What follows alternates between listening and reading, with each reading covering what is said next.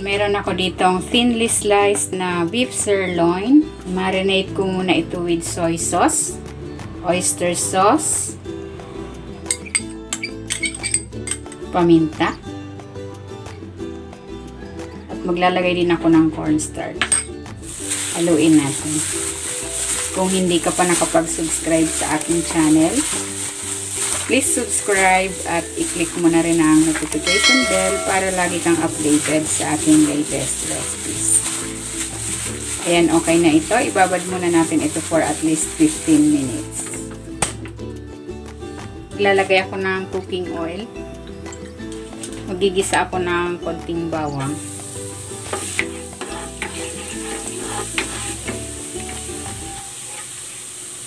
I-stir fry ko muna itong beef.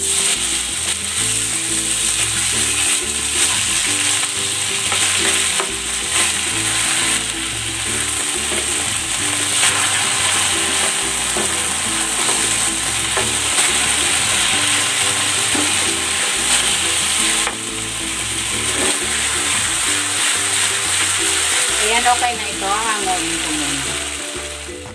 I-prepare ko itong sauce. Maglalagay ako ng toyo, oyster sauce, sesame oil.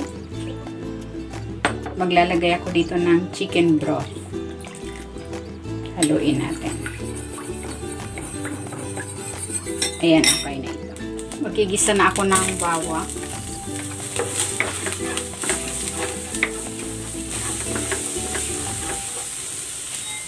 At ng sibuyas.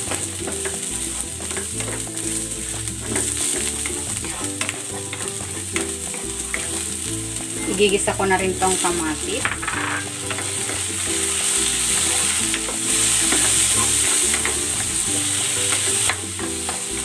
Lalagay ko na itong black beans.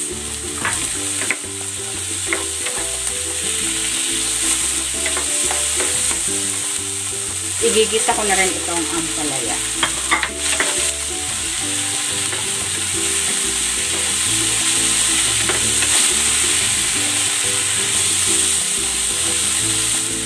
Lalagay ako dito ng paminta.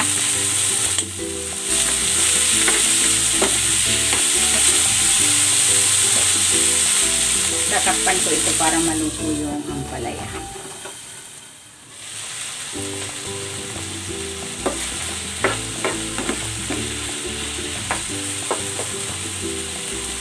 Ibabalik ko na dito yung beef.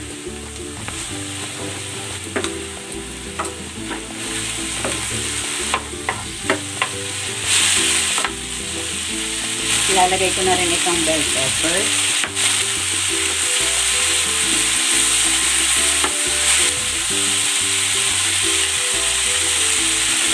At ibubuhos ko na dito yung prepare kong sauce.